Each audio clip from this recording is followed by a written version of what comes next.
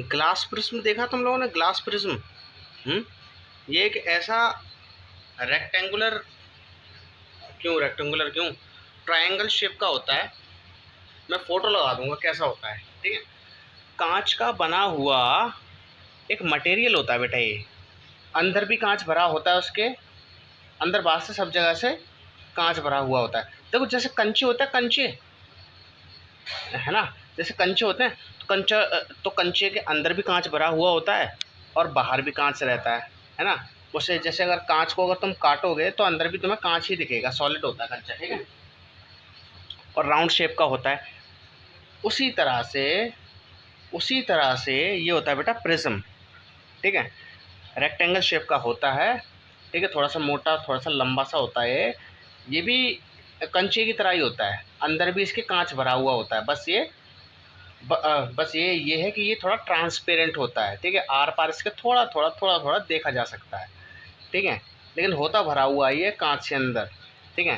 लेकिन कंचे में ऐसा नहीं होता। कंचा मतलब क्या है, कंचा ट्रांसपेरेंट नहीं होता, उसके अंदर तो वो होता है ना, पता नहीं क्या होता है वो, कुछ होता है नीला पीला ऐसा कुछ, ठीक है। तो मैं फ़ोटो लगा दूंगा। प्रिज्म होता क्या है, कांच का एक टुकड़ा होता है, बड़ा अच्छा सा लगता है, हीरे ऐसा लगता है, ठीक है। तो बेटा आज बात करेंगे रिफ्रैक्शन थ्रू ग्लास प्रिज्म के बारे में। इसमें अच्छा, ग्लास प्रिज्म को हम क्यों पढ़ रहे हैं? क्योंकि रेनबो की फॉर्मेशन भी तो देखनी है। हमारे चैप्टर का नाम क्या है? Human I and colourful world, है ना। तो हमने ह्यूमन आई के बारे में तो पढ़ लिया, लेकिन अभी कलरफुल वर्ल्ड भी तो रह गया है ना। तो जो रेनबो है उसकी फॉर्मेशन कैसे होती है वो चीज़ तुम पहले प्रिज्म के अंदर रिफ्रैक्शन को समझो, उसके बाद उसे हम समझ पाएंगे रेनबो को, ठीक है। तो बेटा देखो, रिफ्रैक्शन हम करवाएंगे इसमें, ठीक है, रिफ्रैक्शन करवाएंगे।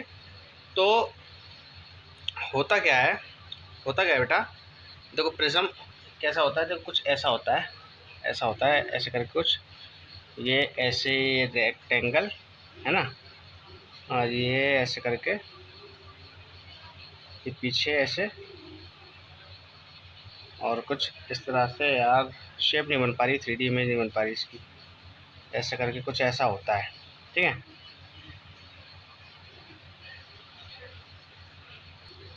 अरे देखो ऐसा होता है, देखो ऐसा,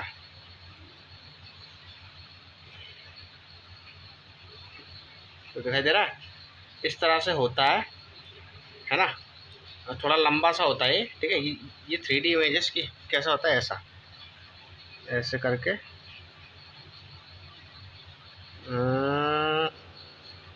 कुछ इस तरह से, ऐसा होता है कुछ, है ना। अब देखो ये जो मैंने बनाया है ना, ये मैंने कैसे बनाया कॉपी में अपनी में, ऐसे करके। तो इसका फ्रंट पार्ट है, ये वाला पार्ट है इसका, ये वाला, ठीक है। मैंने इसका ये वाला पार्ट बनाया।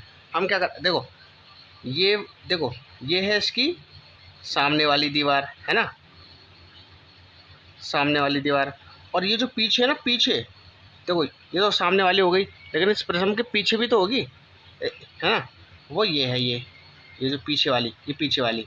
अब दोनों ही कॉमन आ रहे हैं, 3D फिगर, ऐसे तो समझ नहीं पाओगे, फोटो लगा दूंगा, ठीक है।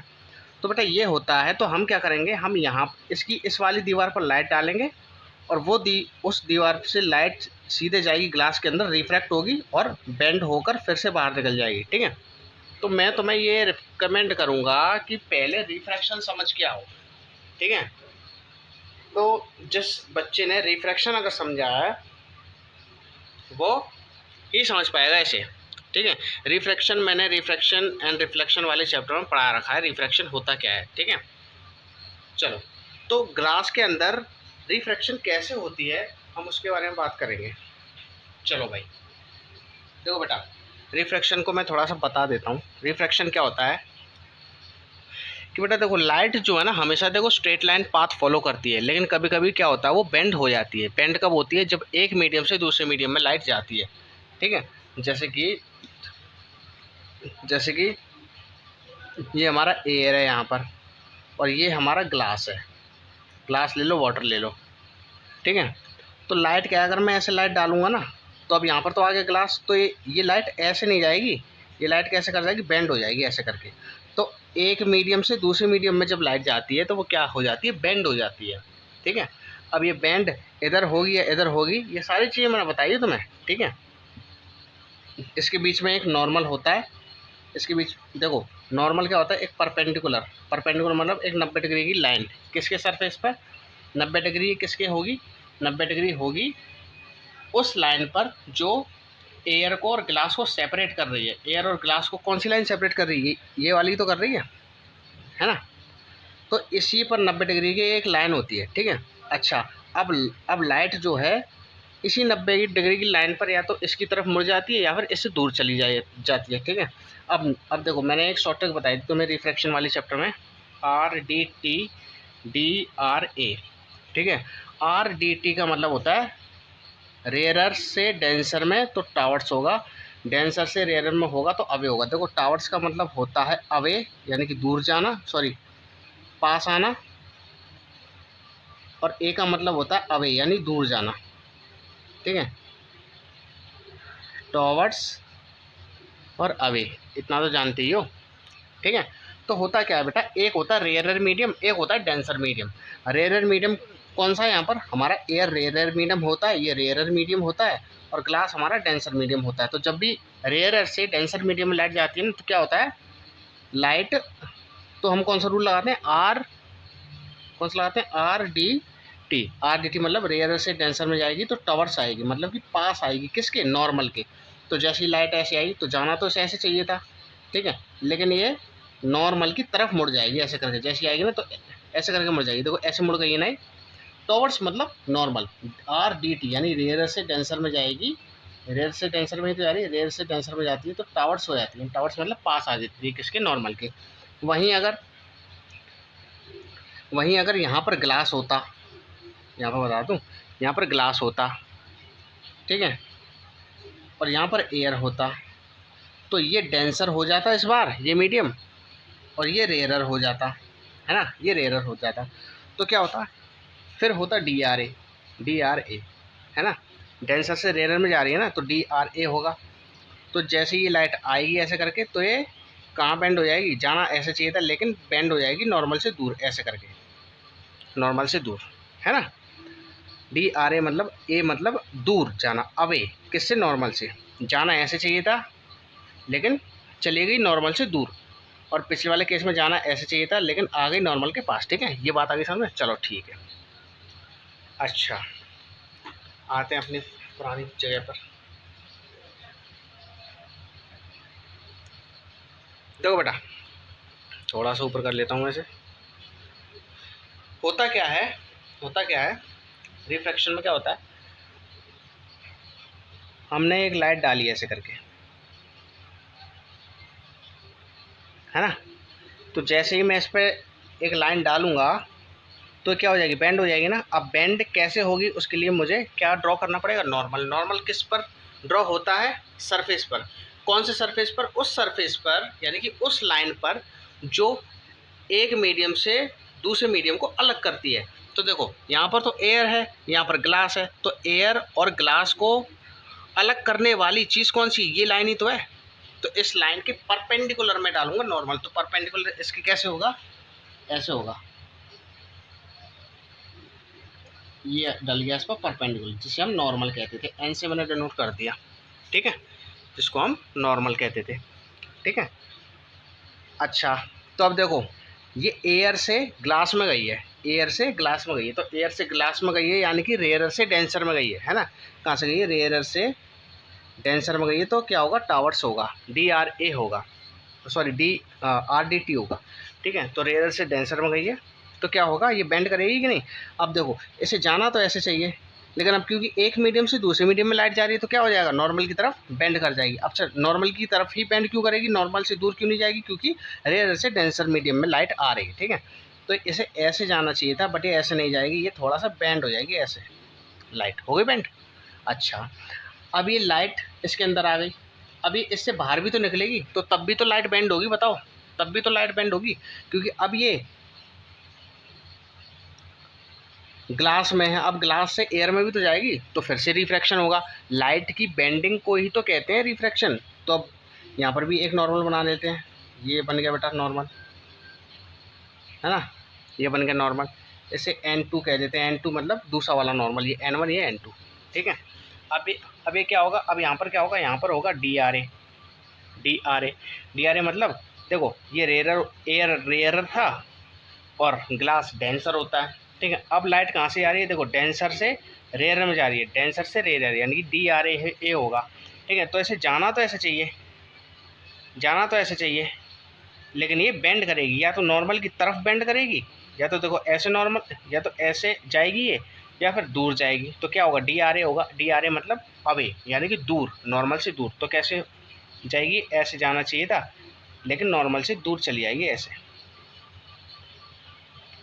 बताइए सर, इस तरह की रिफ्रैक्शन होती है प्रिज्म में।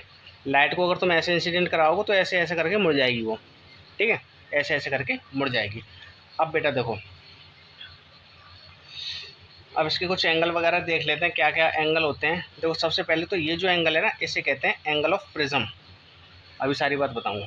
देखो ये जो लाइट पहली पहली बार जब पड़ती है ना प्रिज्म पर, इसे कहते हैं इंसिडेंट लाइट, इंसिडेंट रे। क्या कहते हैं, इंसिडेंट, इंसिडेंट रे। और ये जो अंदर होती है ना, इसे कहते हैं रिफ्रैक्टेड रे, रिफ्रैक्टेड रे, ठीक है। देखो ऐसे लगते हैं ना, रिफ्रैक्टेड रे, ठीक है, समझ जाना।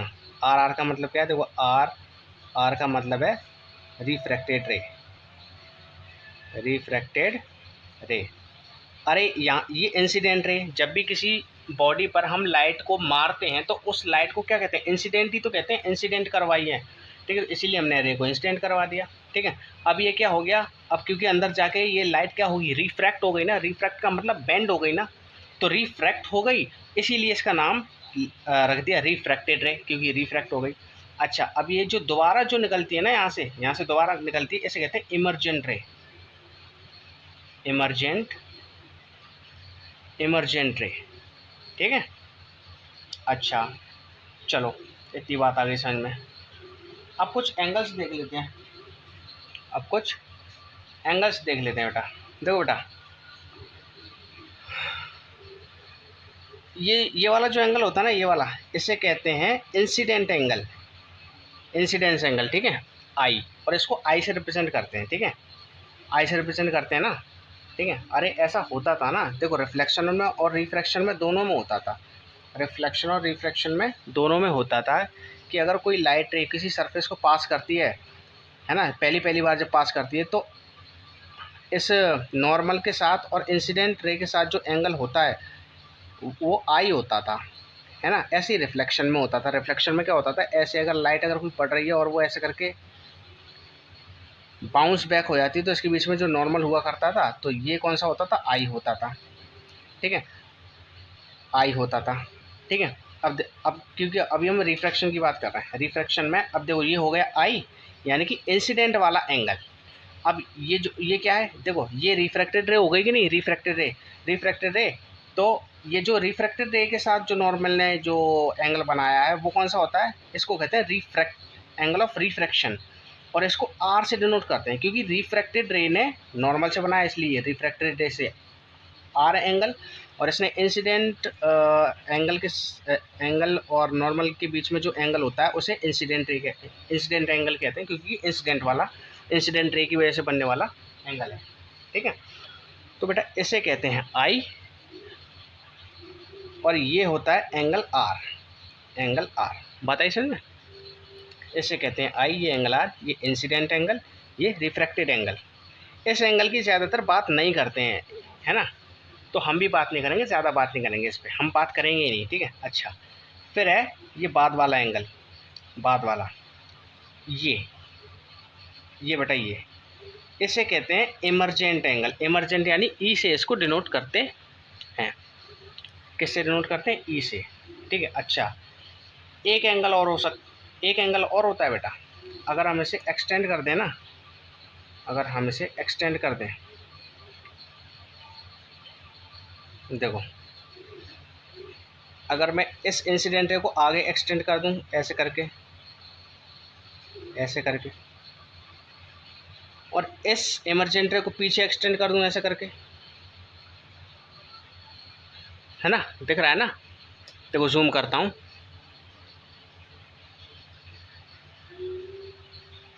देखो मैंने क्या किया है, मैंने ये जो इंसिडेंट लाइट रे आ रही थी इस लाइट को आगे एक्सटेंड कर दिया डॉट डॉट से, ऐसी इमरजेंट रे जो आ रही थी उसे पीछे पीछे करके डॉट कर दिया, है ना। तो अब देखो इन दोनों के बीच में भी तो एंगल है, इस एंगल को नाम दिया है डी, एंगल डी, है ना। इस एंगल का नाम है एंगल डी, ठीक है। एंगल डी अभी समझाता हूँ, ओके। देखो ये इंसिडेंट एंगल, ये रिफ्रैक्टेड एंगल, ये इमरजेंट एंगल और ये एंगल डी, ठीक है। अच्छा देखो बेटा, आई आर ई ये एंगल तो तुम्हें समझ में आ गए होंगे, लेकिन तुम्हें डी नहीं समझ में आया होगा। ये डी कौन सा एंगल है, ये डी कौन सा एंगल है? तो बेटा डी बताऊं कौन सा एंगल है? ये है deviated angle, angle of deviation. मेरी बात को ध्यान से सुनना। देखो ये जो लाइट रे जा रही थी इस प्रिज्म से, ये लाइट रे, ये जो लाइट रे जा रही थी ऐसे करके, इसे ओरिजिनली जाना कैसे चाहिए था, है ना। अगर यहाँ पर प्रिज्म नहीं होता, अगर यहाँ पर प्रिज्म नहीं होता तो ये लाइट ऐसे करके जाती, सीधी ऐसे जाती, सीधी ऐसी तो जाती। ये देखो कैसे जाती, ऐसे जाती सीधी, ठीक है। लेकिन यही वाली इंसिडेंट रे, देखो यही वाली इंसिडेंट रे इस प्रिज्म के अंदर जाकर क्या बन गई, रिफ्रैक्टेड रे, है ना।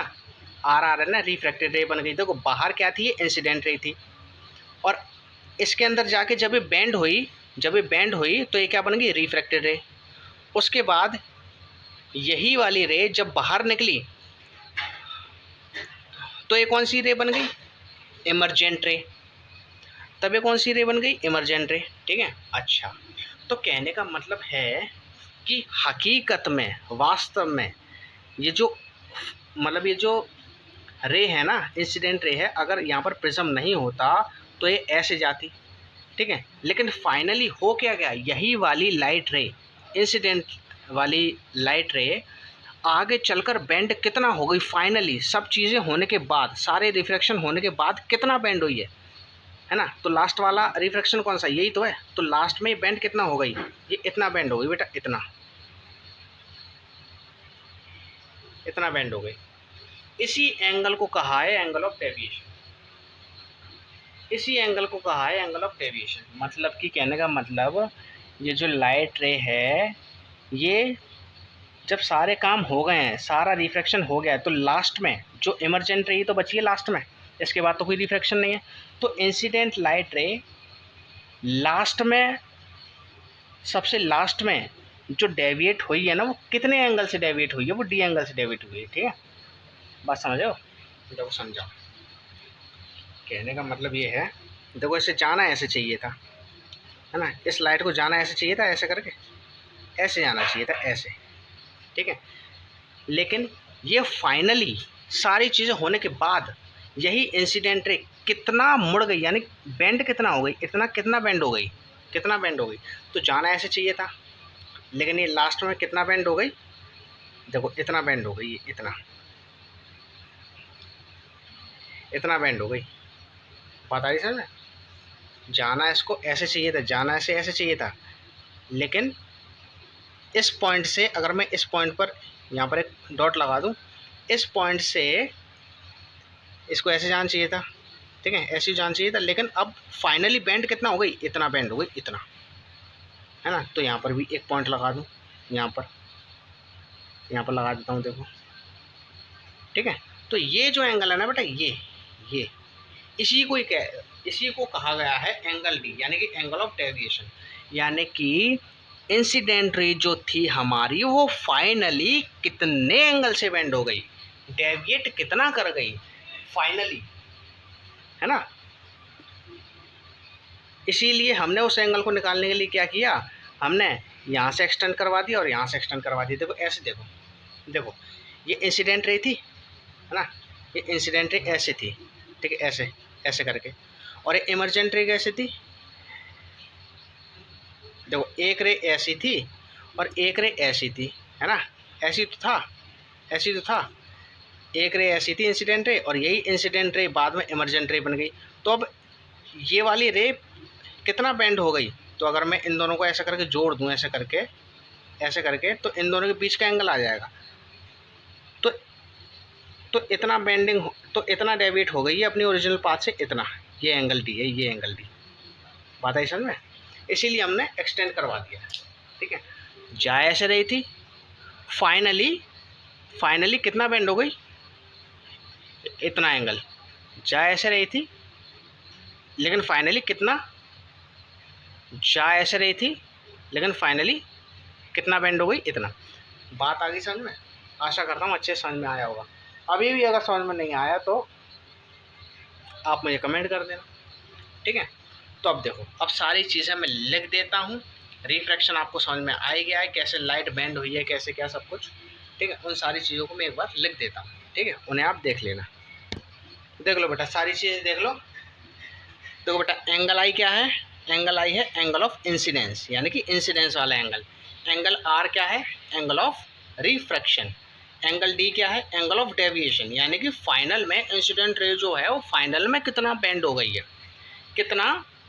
कितने एंगल से बेंड हुई है, उसी एंगल को कहते हैं एंगल ऑफ डेविएशन। अच्छा, ई क्या है, एंगल ई क्या है, एंगल ऑफ इमरजेंट, है ना, एंगल ऑफ इमरजेंट। ए क्या है, एंगल ऑफ प्रिज्म, ऊपर वाला, ये ऊपर वाला था ना, ये ऊपर वाला जो था, कहाँ गया, ये जो ऊपर वाला ए था, ये होता है एंगल ऑफ प्रिज्म, ठीक है। इसे कहते हैं एंगल ऑफ प्रिज्म, ठीक है। अच्छा, ये सारे एंगल्स आप जानते हो, बस एंगल ऑफ डेविएशन को मैं थोड़ा सा डिफाइन कर देता हूँ यहाँ पर, है ना। बस डेफिनेशन लिख दिया एंगल ऑफ डेविएशन की, ठीक है। अब देखो क्या है एंगल ऑफ डेविएशन क्या है। देखो, ये angle of emergent, angle of D, angle of R, angle of I, ये सारी चीज़ें आप पहले पिछले वाले चैप्टर में समझ चुके हो, ठीक है। मैंने पिछले वाले लेक्चर में इनकी डेफिनेशन लिखाई है, तो टेंशन मत लो। ये नई चीज़ क्या निकल के आई है इसमें, एंगल ऑफ डेविएशन, ठीक है। तो एंगल ऑफ डेविएशन को एक बार आप देख लो। The incident ray is deviated finally by that angle is called the angle of deviation. कहने का मतलब ये है जो इंसिडेंट जो लाइट रे थी वो फाइनली, यानी कि सारे काम होने के बाद जिस एंगल से डेविएट हुई है उसी एंगल को बोला है एंगल ऑफ डेविएशन। जो इंसिडेंट रे थी, ठीक है, देखो पहले इस डेफिनेशन को देख लो, ठीक है। The incident ray is deviated finally by that angle is called angle of deviation, ठीक है। देखो, ये इंसिडेंट रे फाइनली जिस एंगल से डेविएट हुई है,